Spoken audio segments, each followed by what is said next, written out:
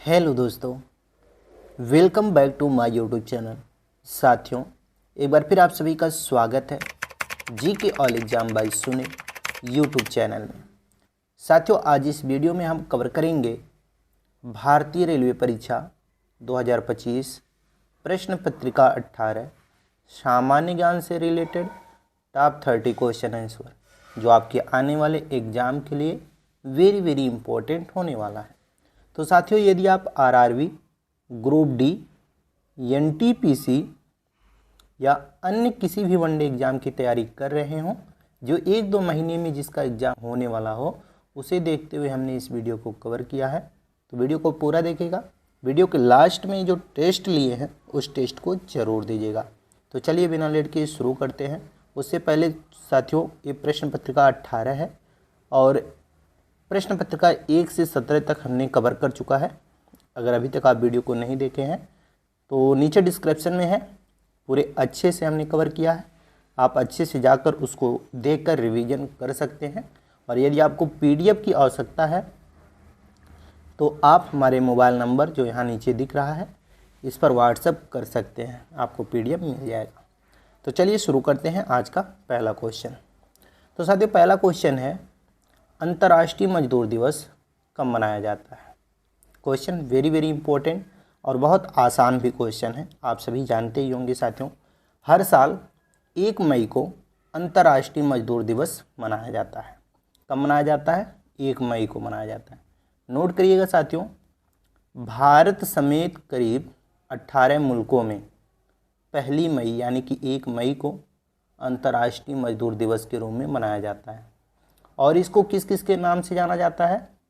तो देखिएगा, अगर आपसे एग्जाम में पूछे कि मजदूर दिवस कब मनाया जाता है तो 1 मई ही बताइएगा। अगर ये पूछे कि श्रमिक दिवस कब मनाया जाता है तब भी आप 1 मई ही बताइएगा, क्योंकि एग्ज़ाम में कभी कभी उलट पलट कर क्वेश्चन पूछा जाता है तो आप लोग कन्फ्यूज हो जाते हैं। तो कन्फ्यूज बिल्कुल मत होइएगा। 1 मई option number D right answer करिएगा। चलिए अगला क्वेश्चन देखते हैं। क्वेश्चन नंबर 2 बताइएगा, जगन्नाथ मंदिर निम्न में से किस राज्य में स्थित है। क्वेश्चन ये भी वेरी इंपॉर्टेंट है और कई बार ये भी पूछा गया प्रश्न। तो इसका राइट आंसर करिएगा साथियों, जगन्नाथ मंदिर पूछ रहा है किस राज्य में स्थित है।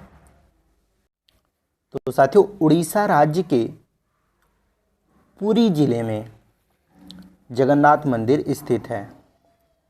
उड़ीसा राज्य के पुरी जिले में जगन्नाथ मंदिर स्थित है, ध्यान रखिएगा। कभी कभी एग्जाम में ये भी पूछ लेता है कि जगन्नाथ मंदिर किस देवता को समर्पित है। तो सबसे पहले तो ऑप्शन ए इसका राइट आंसर करिएगा, उड़ीसा। और जब एग्जाम में ये पूछे कि किस देवता को समर्पित है तो बताइएगा शंकर यानी कि भोलेनाथ पर समर्पित है जगन्नाथ मंदिर, जो कि एक प्रसिद्ध हिंदुओं का मंदिर है। तो आप सभी को याद ही हो गया, उड़ीसा के पुरी जिले में जगन्नाथ मंदिर स्थित है। तो चलिए अगला क्वेश्चन देखते हैं। आपका अगला क्वेश्चन है क्वेश्चन नंबर 3, नरौरा विद्युत केंद्र निम्नलिखित में से कहाँ स्थित है। Very important question. ये भी प्रश्न कई बार एग्जाम में पूछा गया है, तो आपके लिए वेरी इंपॉर्टेंट है साथियों, ध्यान रखिएगा। नरोरा विद्युत केंद्र कहाँ स्थित है, जब ये प्रश्न आपसे पूछा जाए तो इसका राइट आंसर बताइएगा साथियों।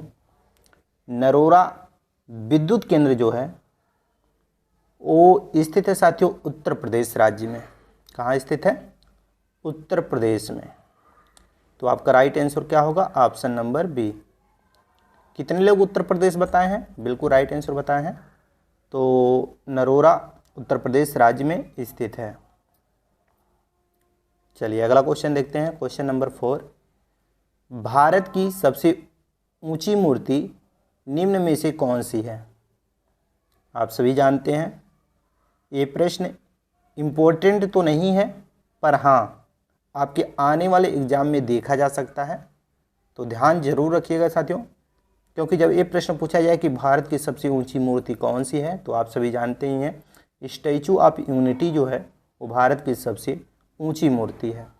तो ऑप्शन नंबर जो आपका बी है वो आपका राइट आंसर होगा। चलिए अगला क्वेश्चन देखते हैं। क्वेश्चन नंबर 5, नवाब वजीर किस राज्य के शासक कहलाते थे? बताइए साथियों, नवाब वजीर जो थे वो किस राज्य के शासक कहलाते थे? ये आपका क्वेश्चन, और इसका राइट आंसर करिएगा अवध के नवाब कहलाते थे। नवाब वजीर किस राज्य के शासक कहलाते थे? तो अवध के नवाब कहलाते थे, नवाब वजीर। तो ऑप्शन सी राइट आंसर करिएगा। नेक्स्ट क्वेश्चन है, इंकलाब जिंदाबाद का नारा निम्नलिखित में से किसने दिया था? इंकलाब जिंदाबाद का नारा आप सभी लोगों ने बहुत ही लगाया होगा और बहुत ही सुना भी होगा। तो ये नारा किसने दिया था? जी बिल्कुल राइट आंसर होगा option number D, Bhagat Singh. Bhagat Singh right answer होगा आपका। भगत सिंह ने इंकलाब जिंदाबाद का नारा दिया था। So option D right answer करिएगा। नेक्स्ट क्वेश्चन है आपका क्वेश्चन नंबर 7, निम्नलिखित में से कौन से संत महाराष्ट्र के थे? यानी कि इनमें से कौन से संत हैं जो महाराष्ट्र के हैं? ऑप्शन ए है मैत्रेयी, बी है त्यागराज, सी है तुकाराम और डी है व्यास। तो इसका राइट आंसर करिएगा साथियों तुकाराम। तुकाराम एक ऐसे संत हैं जो महाराष्ट्र से संबंधित है, जिनका ये प्रश्न कई बार रिपीट हुआ है। तो आप लोग ध्यान रखिएगा, ऑप्शन नंबर सी आपका राइट आंसर हो जाएगा। चलिए अगला क्वेश्चन है, विश्व जल दिवस निम्न में से कब मनाया जाता है? Very very important question. विश्व जल दिवस निम्नलिखित में से कब मनाया जाता है? ये आपका क्वेश्चन, और इसका राइट आंसर करिएगा साथियों हर साल 22 मार्च को विश्व जल दिवस के रूप में मनाया जाता है। तो option number D right answer करिएगा। विश्व जल दिवस हर साल 22 मार्च को मनाया जाता है। तो ऑप्शन डी आपका क्या होगा? राइट आंसर होगा। चलिए अगला क्वेश्चन देखते हैं। तो साथियों आपका अगला क्वेश्चन है क्वेश्चन नंबर 9। देखिएगा, नोबेल पुरस्कार प्राप्त करने वाला प्रथम भारतीय कौन था?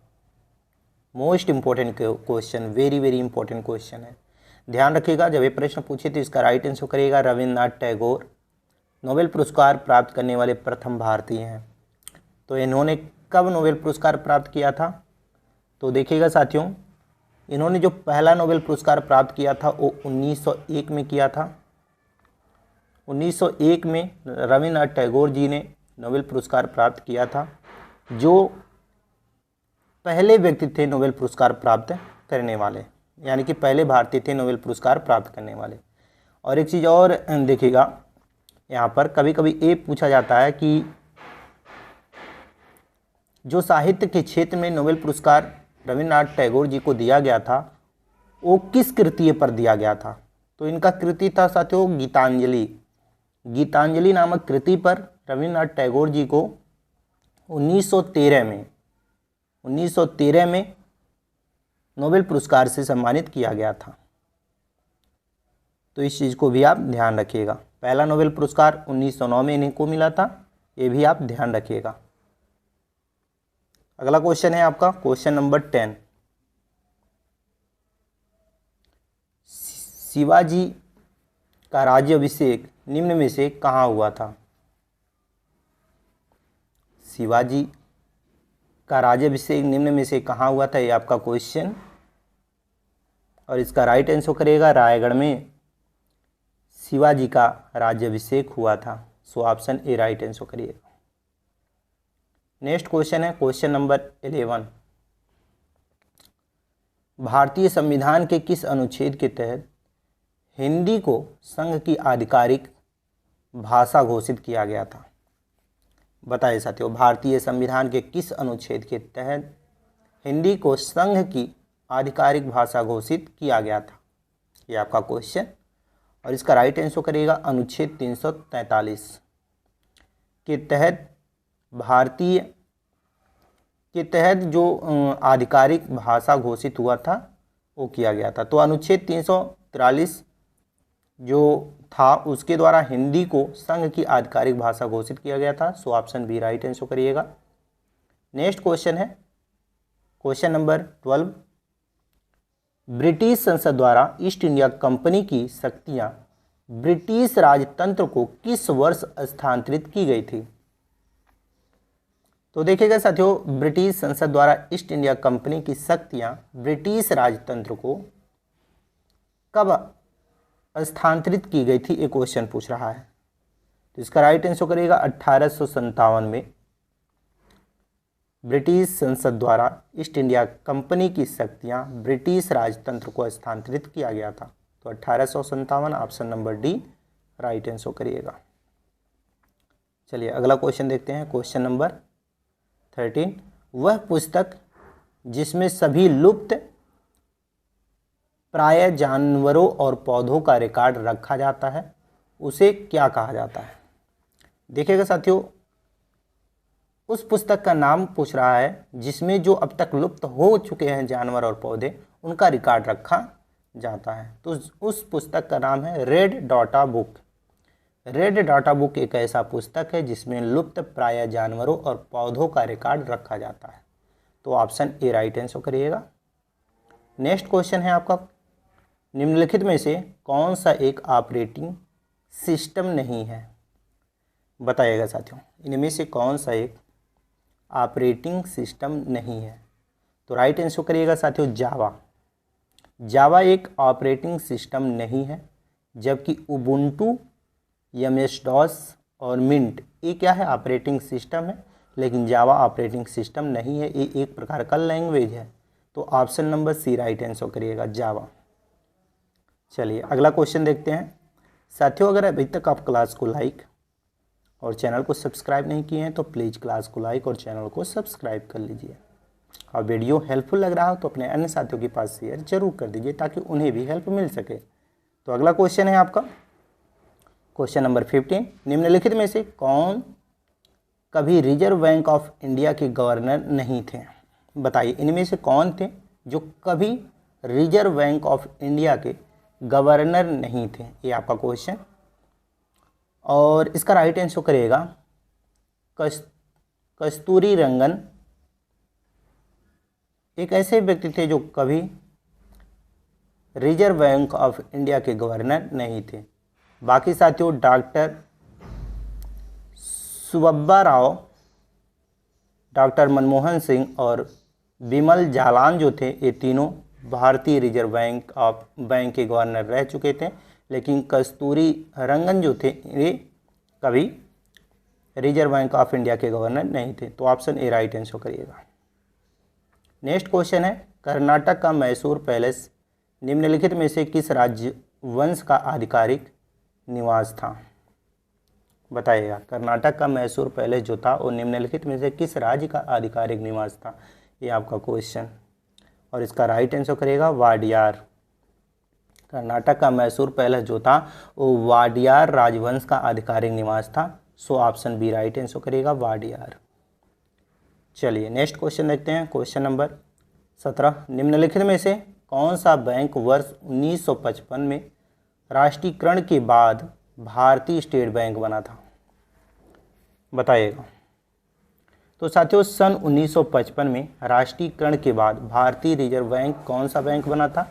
जब ये प्रश्न आपसे पूछा जाए तो इसका राइट आंसर बताइएगा इंपीरियल बैंक ऑफ इंडिया नामक बैंक जो था वो 1955 में राष्ट्रीयकरण के बाद भारतीय स्टेट बैंक बना था। तो option number D right answer करेगा, इंपीरियल बैंक ऑफ इंडिया। तो आपका right answer option number D. Next question है, बिग इंच पाइपलाइन निम्नलिखित में से किसका परिवहन करती है? तो देखिएगा, बिग इंच पाइपलाइन जो है वो किसका परिवहन करती है, ये क्वेश्चन पूछ रहा है। तो राइट आंसर करिएगा पेट्रोलियम का परिवहन करती है बिग इंच पाइपलाइन। तो petroleum option number B right answer करिएगा। चलिए अगला क्वेश्चन देखते हैं, क्वेश्चन नंबर 19। कौन सा शासक कुतुबुद्दीन के निकट अलाई मीनार बनवाना चाहता था लेकिन इसका निर्माण कार्य पूर्ण नहीं हो सका? ऐसा कौन शासक था जो कुतुब मीनार के निकट अलाई मीनार भी बनवाना चाहता था लेकिन इसका निर्माण कार्य जो था वो पूर्ण नहीं हुआ? तो इसका राइट आंसर करिएगा साथियों, उथा अलाउद्दीन खिलजी। अलाउद्दीन खिलजी जो था साथियों, वो कुतुब मीनार के निकट अलाई मीनार नामक महल बनवाना चाहता था, पर उसका जो निर्माण कार्य था वो पूरा नहीं हो सका। तो ऑप्शन ए राइट आंसर करेगा अलाउद्दीन खिलजी। नेक्स्ट क्वेश्चन है, भारत के धूसर क्रांति का संबंध निम्न में से किससे है? धूसर क्रांति का संबंध निम्न में से किससे है, ये आपका क्वेश्चन। और इसका राइट आंसर करेगा उर्वरक उत्पादन से धूसर क्रांति का संबंध है। तो उर्वरक उत्पादन, option number D right answer करिएगा। चलिए अगला क्वेश्चन देखते हैं, क्वेश्चन नंबर 21। अंग्रेजों द्वारा कोलकाता में संगमरमर की एक विशाल इमारत का निर्माण कराया गया था जो ताजमहल की प्रतिकृति है। इस इमारत का क्या नाम था? तो देखिएगा साथियों, अंग्रेजों द्वारा कोलकाता में संगमरमर की एक विशाल इमारत का निर्माण कराया गया था और जो कि ताजमहल की एक तरह से कॉपी था। उसका नाम पूछ रहा क्या था? तो उसका नाम था साथियों Victoria Memorial. Option number B note कर लीजिएगा, विक्टोरिया मेमोरियल था उस इमारत का नाम जो ताजमहल की प्रतिकृति के रूप में बनाया गया था। तो ध्यान रखिएगा, ऑप्शन नंबर बी आपका राइट आंसर होगा। नेक्स्ट क्वेश्चन है क्वेश्चन नंबर 22। पहली पंचवर्षीय योजना का मुख्य उद्देश्य भारत में कृषि की स्थिति में सुधार करना था। ये योजना किस वर्ष शुरू हुई थी? तो देखिएगा, पहली पंचवर्षीय योजना का मुख्य उद्देश्य भारत में कृषि की स्थिति को सुधार करना था और यह योजना शुरू की गई थी साथियों 1951 में। कब की गई थी? 1951 में। तो option number D right answer करिएगा 1951। चलिए अगला क्वेश्चन देखते हैं, क्वेश्चन नंबर 23। निम्नलिखित देशों में से किसने कोपा अमेरिका सॉकर टूर्नामेंट 2019 जीता? तो देखिए, कोपा अमेरिका सॉकर टूर्नामेंट 2019 का खिताब किसने जीता, एक क्वेश्चन पूछा जा रहा है। तो इसका राइट आंसर करिएगा ब्राज़ील। ब्राज़ील ने कोपा अमेरिका सॉकर टूर्नामेंट 2019 अपने नाम किया था, यानी कि जीता था। तो ऑप्शन बी राइट आंसर करिएगा ब्राज़ील। नेक्स्ट क्वेश्चन है क्वेश्चन नंबर 24। निम्नलिखित में से तृतीय मैसूर युद्ध कब से कब तक लड़ा गया था? बताइएगा साथियों, निम्नलिखित में से तृतीय मैसूर युद्ध कब से कब तक लड़ा गया था, ये आपका क्वेश्चन। और इसका राइट आंसर करिएगा साथियों, तृतीय मैसूर युद्ध लड़ा गया था 1790 से 92 ईस्वी में। कब लड़ा गया था? 1790 से 92 ईस्वी में। तो ऑप्शन नंबर जो आपका ए दिया गया है वो आपका राइट आंसर होगा। चलिए अगला क्वेश्चन देखते हैं, क्वेश्चन नंबर 25। मानव के विक्की में किसके द्वारा घुलनशील नाइट्रोजन यौगिकों के रूप में उत्सर्जित उत्पादों को हटाया जाता है? तो साथियों, मानव की विक्की में पूछ रहा है किसके द्वारा घुलनशील नाइट्रोजन यौगिकों के रूप में उत्सर्जित उत्पादों को हटाया जाता है, ये आपका क्वेश्चन। और इस क्वेश्चन का राइट आंसर करेगा नेफ्रॉन के द्वारा मानव के विक्की में घुलनशील नाइट्रोजन यौगिकों के रूप में जो उत्सर्जित उत्पाद होते हैं उसको हटाया जाता है। तो nephron, option C right answer करिएगा। नेक्स्ट क्वेश्चन है आपका क्वेश्चन नंबर 26। निम्नलिखित में से कौन सा मानव आँख का एक हिस्सा नहीं है? यानी कि निम्नलिखित में से कौन सा मानव की आँख का एक हिस्सा नहीं है? तो आप सभी जानते हैं पुतली आँख का हिस्सा है, कॉर्निया आँख का हिस्सा है और कर्णवर्त जो है वो भी आँख का हिस्सा है, जबकि पश्चमाभि मांसपेशियाँ जो होता है ये आँख का हिस्सा नहीं है। तो ऑप्शन नंबर आपका डी राइट आंसर होगा पश्चमाभि मांसपेशियाँ। तो डी राइट आंसर करिएगा। चलिए अगला क्वेश्चन देखते हैं, क्वेश्चन नंबर 27। पंचायती राज संस्था की स्थापना करने वाला पहला भारतीय राज्य कौन सा था? तो पंचायती राज संस्था की स्थापना करने वाला पहला भारतीय राज्य राजस्थान था। So option A right answer करिएगा राजस्थान, यानी कि 27 का right answer Rajasthan, option A होगा। नेक्स्ट क्वेश्चन है क्वेश्चन नंबर 28। निम्नलिखित में से कौन सी भाषा संयुक्त राष्ट्र की 6 भाषाओं में से एक आधिकारिक भाषा है। तो देखिएगा ये जो चीनी भाषा है ये संयुक्त राष्ट्र की छठा भाषा के रूप में यानी कि छठा आधिकारिक भाषा है, ऐसा भी कह सकते हैं। कि यहाँ पर पूछ रहा है कि निम्नलिखित में से कौन सी भाषा संयुक्त राष्ट्र की छठा राजभाषाओं में से एक आधिकारिक भाषा है, तो है चीनी भाषा। तो ऑप्शन डी राइट आंसर करिएगा, चीनी लैंग्वेज। नेक्स्ट क्वेश्चन है आपका क्वेश्चन नंबर 29। जमीन में पानी के रिसने की प्रक्रिया को किसके रूप में जाना जाता है? जो ज़मीन में पानी का रिसाव होता है वो जो प्रक्रिया होती है वो किस रूप में जाना जाता है, ये आपका क्वेश्चन है। और इसका राइट आंसर करिएगा, अंतः संयंदन के रूप में जाना जाता है, अंतः संयंदन। Option number B right answer करिएगा। नेक्स्ट क्वेश्चन है 30 नंबर। रविन्द्रनाथ टैगोर को किस पुस्तक के लिए साहित्य के नोबेल पुरस्कार से सम्मानित किया गया था, ये आपका क्वेश्चन। तो देखिएगा साथियों, रविन्द्रनाथ टैगोर जी को जो साहित्य में नोबेल पुरस्कार मिला था उस पुस्तक का नाम था गीतांजलि।